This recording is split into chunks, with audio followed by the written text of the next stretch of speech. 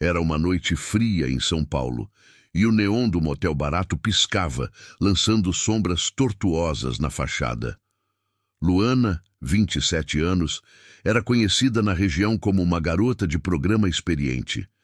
Ela não acreditava em histórias de terror, mas naquela noite algo estava diferente. O cliente, um homem de meia-idade com olhos fundos, pediu o quarto 13. É só um número, pensou ela, ignorando o arrepio que subiu pela espinha. Ao entrar no quarto, o cheiro de mofo era forte e a luz tremeluzia como se estivesse viva. O homem, que se apresentou como Carlos, parecia calmo demais, quase ausente. Ele não tocou em Luana, apenas pediu que ela se sentasse na cama e ouvisse. "Você já sentiu um vazio que não explica?" perguntou ele com a voz grave. Luana riu, tentando quebrar o clima, mas o olhar dele a fez engolir o riso. Enquanto Carlos falava sobre a vida, a morte e coisas que vivem entre os dois, Luana começou a notar algo estranho. As sombras nas paredes pareciam se mover sozinhas, formando figuras que não deveriam estar ali.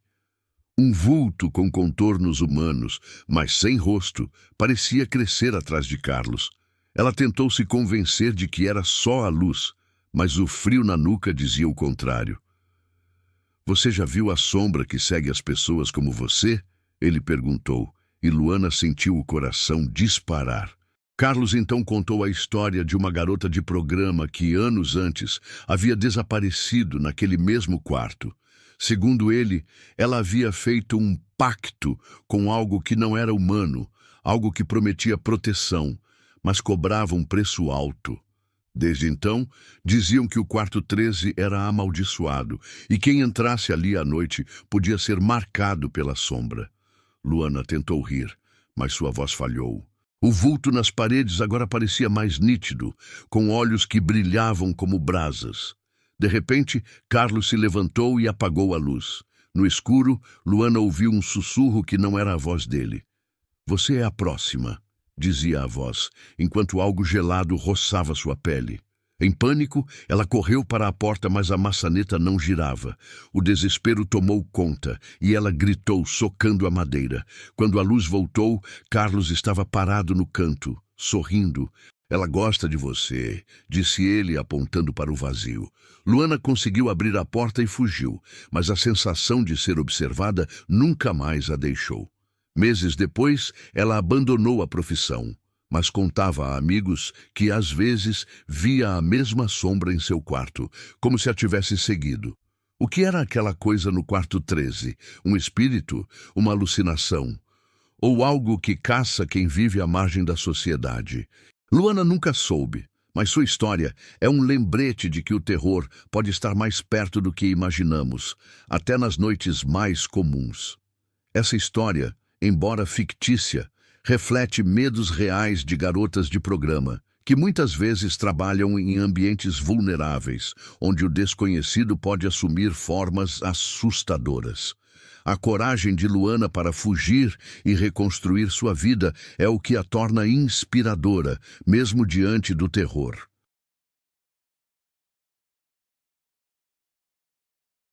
No Rio de Janeiro, o calor do verão tornava as noites abafadas, mas para Bianca, 24 anos, o trabalho como garota de programa era uma rotina que ela dominava.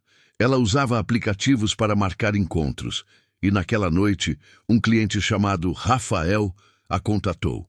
Ele parecia educado, enviando mensagens curtas e diretas, pedindo um encontro em um apartamento no centro. Bianca, sempre cautelosa, confirmou o endereço e foi. O prédio era velho, com corredores mal iluminados e um elevador que rangia. Ao chegar ao apartamento 402, ela bateu na porta, mas ninguém respondeu.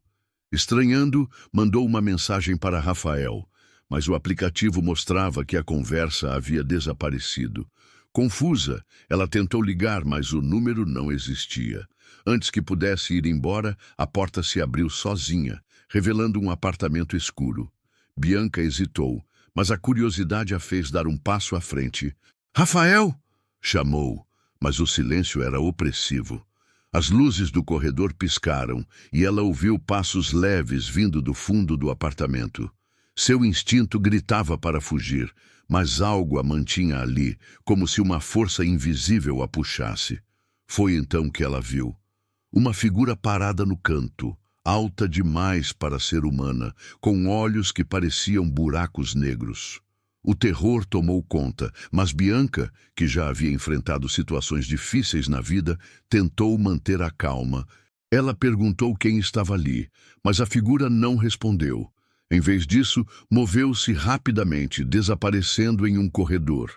Bianca seguiu, com o coração na boca, e encontrou uma sala cheia de fotos antigas. Em todas elas havia garotas de programa, algumas conhecidas dela, todas com expressões de medo. No centro da sala, um espelho refletia não o rosto de Bianca, mas o de outra mulher, que parecia gritar em silêncio. Desesperada, Bianca tentou sair, mas as portas e janelas estavam trancadas. A figura reapareceu, agora mais perto, sussurrando palavras que ela não entendia. Foi quando ela lembrou de uma história que ouvira de uma colega, um cliente fantasma que atraía garotas de programa para aquele prédio. Um lugar onde, diziam, uma tragédia havia acontecido décadas antes. As garotas que entravam nunca eram vistas novamente. Com coragem, Bianca enfrentou a figura, gritando que não tinha medo. Não se sabe como, mas ela conseguiu escapar, correndo pelas escadas enquanto sentia algo a perseguir. Quando chegou à rua, o prédio parecia vazio, como se nunca tivesse sido habitado. Bianca nunca mais usou aquele aplicativo, mas começou a alertar outras garotas sobre os perigos de clientes desconhecidos, transformando seu medo em ação. Esse conto de terror mostra como a força de vontade pode superar até os maiores medos. Bianca, apesar do trauma, usou sua experiência para proteger outras, provando que mesmo no terror há espaço para a inspiração.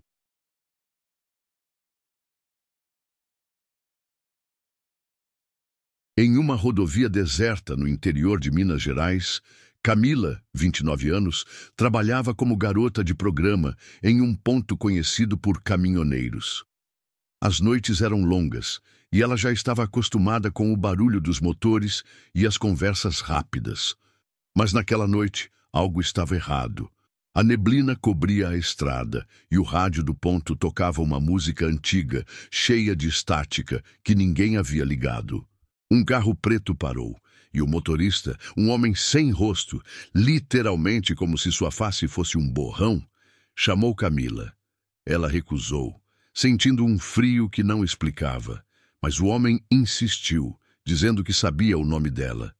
Assustada, Camila correu para o posto, mas o rádio agora transmitia sua própria voz, pedindo ajuda. As outras garotas no ponto pareciam não ouvir, como se estivessem em transe. O terror começou quando o carro preto reapareceu, agora sem motorista. Portas batiam sozinhas e luzes piscavam, formando mensagens na neblina. Você pertence à estrada. Camila lembrou de histórias que as veteranas contavam sobre um espírito que assombrava a rodovia, atraindo garotas de programa para pagar uma dívida de alguém que havia morrido ali em um acidente brutal. Determinada a não ceder ao medo, Camila enfrentou a entidade, gritando que não tinha nenhuma dívida.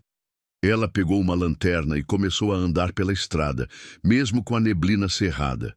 O carro a seguia, mas ela continuou, rezando e lembrando de sua família.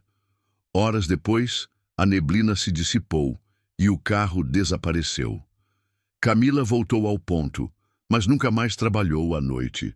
Hoje, ela conta sua história para alertar outras garotas, mostrando que o terror pode ser enfrentado com coragem.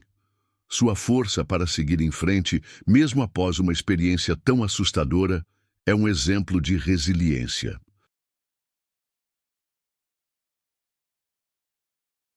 Em Recife, o cabaré onde Mariana, 26 anos, trabalhava como garota de programa, era famoso por suas festas animadas, mas também por rumores sinistros.